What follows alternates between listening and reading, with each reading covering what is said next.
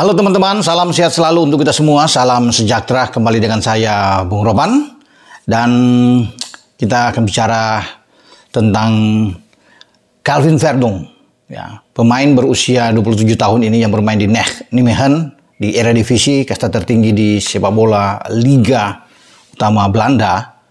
Itu terus termotivasi, artinya dia tidak sabar lagi untuk bisa memperkuat tim nasional Indonesia, tim merah putih kita, yang nantinya akan bertarung untuk menyelesaikan 2 laga sisa di grup F babak pra Piala Dunia zona Asia. Karena pasti teman-teman sudah tahu jadwal kita terakhir itu dengan 2 pertandingan di kandang menghadapi Irak pada 6 Juni dan tanggal 11 Juni giliran kita menutup laga dengan Filipina. Ini 2 partai krusial, mengharuskan kita harus menang salah satu di antara Irak atau dengan Filipina. Makanya PSSI terus lewat Pak Ketua Umum Erick Thohir ingin dalam permenaan memperkuat tim kita. Walaupun kita sudah kedatangan Jai Ises, terakhir dengan ada Ragnar Oratmangun dan Tom Haye, yang ikut bergabung juga termasuk dengan Nathan Cho, tapi nampak belum puas ya untuk terus bisa melengkapi komposisi di starting 11 tim kita. Dan ada 2 pemain lagi teman-teman yang akan masuk, karena sudah ada 2 surat sudah masuk ke meja Pak Erik, dan salah satu di antaranya adalah Calvin Verdong, ya, pemain dengan tinggi 174, bisa bermain di beberapa posisi, dan ini sudah ditemui langsung oleh pelatih kepala tim nasional kita STY, yang ketika menuju ke Belanda, ya, dia ingin melihat semua pemain-pemain kita termasuk ke Belgia dan ke Italia, dan dia sempat bertemu dengan Calvin Verdong ini, foto bersama, dan STY sangat tertarik. Makanya dia langsung mengurus semua dokumen dia, administrasi dia untuk dinaturalisasi. Dan bagi Calvin Verdong ini, ya, dia ingin bermimpi ya untuk bagaimana bersama dengan tim nasional Indonesia menuju ke Piala Dunia. Tentunya yang paling dekat adalah Piala Dunia 2026. Ketika Amerika Serikat, Meksiko, dan Kanada menjadi tuan rumah bersama. Peluang kita masih ada. Kita sekarang sudah diambang lolos ke putaran ketiga. Karena di grup kita, grup F itu Irak sudah pasti lolos. Ya, karena tidak terkalahkan dengan 12 poin dalam 4 pertandingan. Termasuk Irak mengalahkan Indonesia dengan 5 gol di Basra. Tapi Irak harus bersiap-siap. Tentunya dengan perubahan drastis yang dibuat oleh Federasi Sepak Bola Indonesia. Keinginan dari Sintayong untuk membuat tim kita lebih tangguh. Dengan kedatangan pemain-pemain ya seperti Jai, Nathan, Ragnar, dan Tom, mereka pasti mengikuti perkembangan tim nasional Indonesia. Ya. Dan Irak pasti akan berhati-hati ketika mereka akan menjambangi datang ke Stadion Gelora Bung Karno pada tanggal 6 nanti, karena apalagi sudah dengan ada Calvin Verdong dan salah satu striker yang kita akan andalkan di depan. Siapapun itu, apakah Ole Romani atau pemain yang lain, ya kita akan tunggu kabar terbaik tentunya dari PSSI. Tapi Verdong ini bermain di posisi bek kiri bisa, di bek tengah bahkan bergeser dia oke, di bek kanan juga dia bisa melakukan hal yang baik, menjadi gelandang bertahan dia bisa ya dimanfaatkan atau dimaksimalkan oleh STY. Itu yang membuat STY ingin mendapatkan pemain yang serba bisa seperti Calvin Verdong ini. Dia pemain terbaik selalu dalam setiap akhir pekan. Ketika ada pemilihan pemain terbaik di Liga Belanda, ya dia hampir selalu masuk di posisi bek kiri, ya seakan-akan tidak tergantikan di Nijmegen ini. Dan Calvin sudah menyatakan bahwa dia tidak punya peluang memang, ya setelah menunggu untuk dipanggil di tim nasional, ya karena dia pernah bermain di tim nasional di berbagai umur di usia belakang, tapi di tim senior dia mendambakan itu, namun sulit untuk bisa mendapatkan tempat ya di tim asuhan Ronald Koeman saat ini yang sedang fokus ke Euro 2024 di Jerman. Dan makanya peluangnya itu sekarang dia memutuskan untuk pindah federasi atau asosiasi. Jadi dia akan bermain bersama Indonesia. Itu kesempatan.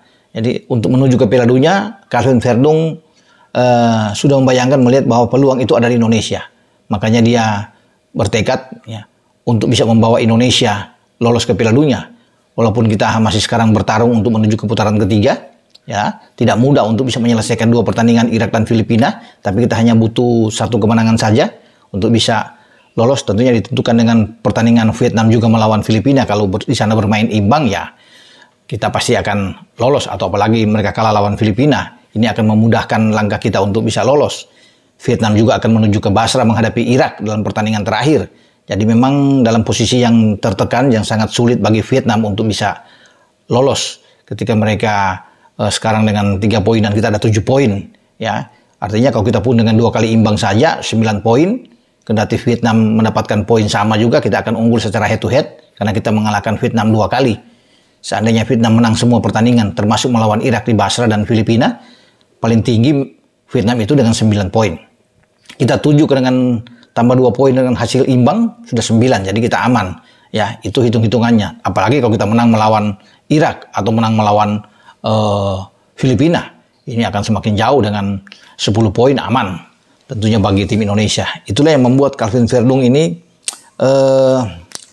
sangat merindukan, menginginkan bahwa dia ingin ya bersama dengan teman-temannya ya, dengan Justin Hopner, Ivar Janner, tentunya ya Rafael, ada Ragnar Oratmangun, Tom Haye tentunya yang ada untuk bisa membawa Indonesia lolos ke Piala Dunia.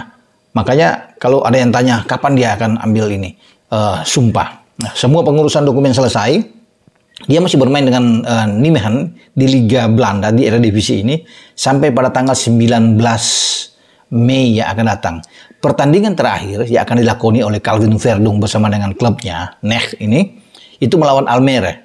Ketika NEC harus tandang ke markas Almere, mantan klubnya Ilyas Alhaf, salah satu pemain keturunan Indonesia yang sekarang bermain di Noah di Liga Armenia.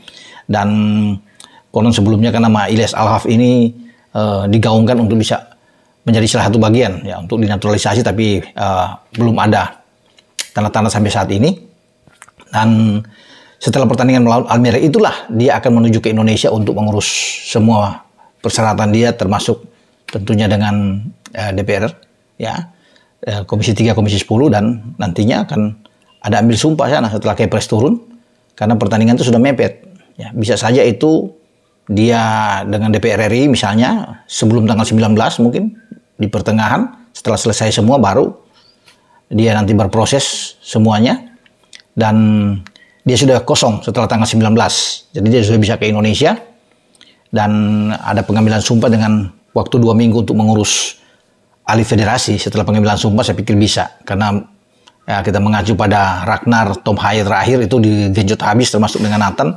Hanya dalam seminggu tuh semua tuntas, pekerjaan yang luar biasa, gerak cepat dari Exco dari PSSI dan juga tentunya concern dari Pak Erik sebagai ketua umum yang membuat mereka bisa mendapatkan hak mereka bermain bersama dengan tim nasional kita, termasuk juga dengan Calvin Verdung ini ya. Dan tekad dia ini yang kita harus apresiasi, yang menghargai bahwa dia ingin bersama-sama, tentunya menjadi bagian penting bagi persepak bola Indonesia untuk maju ke depan.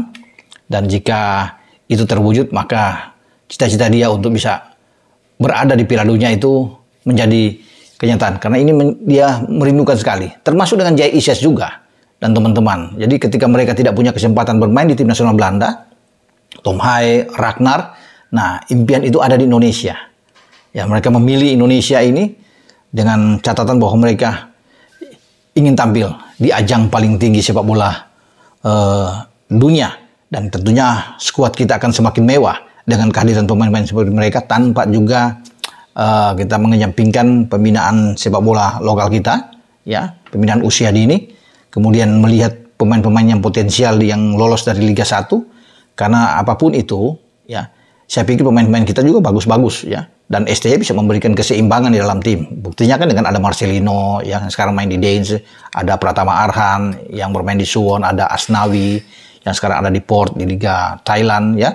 Masih ada Witan Sulaiman, ada Jakob Sayuri, Ramadan Sananta. Ini kan pemain-pemain kita yang semua ya, digabungkan oleh STY untuk bisa bermain di tim nasional dengan pemain-pemain yang diambil dari Belanda yang sekarang sudah menjadi warga negara Indonesia. Jadi kita tetap harus mendukung mereka sebagai pemain Indonesia yang sudah punya paspor resmi, dan mereka tentunya akan berjuang. Ini yang paling penting, berjuang dengan tim kita sebaik mungkin. terbang tinggi di Asia, dan kalau kita bisa lolos, kita bisa ada di putaran ketiga, peluang itu ada. Ya, karena semua tim dari 18 tim nantinya yang akan ada di putaran ketiga punya hak untuk bisa lolos, karena jatah Asia ada 8, ya plus 1 bisa jadi 9, karena satu lagi wakil akan bertarung dengan wakil dari zona Amerika Selatan. Jadi semua bisa terbuka. Dan ketika kita lolos ke putaran ketiga, jatah lolos langsung ke Piala Asia sudah di tangan. Kita tidak akan mulai lagi dari kualifikasi, dan kita sudah bisa ikut Piala Asia ya untuk berikut 2027 nantinya. Oke, sampai di sini ya kita berbicara tentang Calvin Verdung ya, bagaimana dia akan mengakhiri laga di liga pada tanggal 19, dan proses itu harus berlangsung. Sebelum itu akan dipaksakan untuk bisa dia bermain melawan Irak dan melawan Filipina, termasuk juga dengan upaya Pak Ketua bagaimana menyelesaikan semua ya masalah bagi penjaga gawang kita Martin Paes yang sekarang ada di CAS, dan Pak Ketua sudah bilang kita akan menang ya, karena kita punya bukti-bukti semua, dan kita akan melakukan itu yang terbaik untuk Martin Paes. Jadi kalau ada Paes, kemudian ada Calvin Verdung dan salah satu striker lagi, maka komposisi kita semakin kuat tentunya. Oke, dengan saya Bung Roban berbicara di sini. Ciao.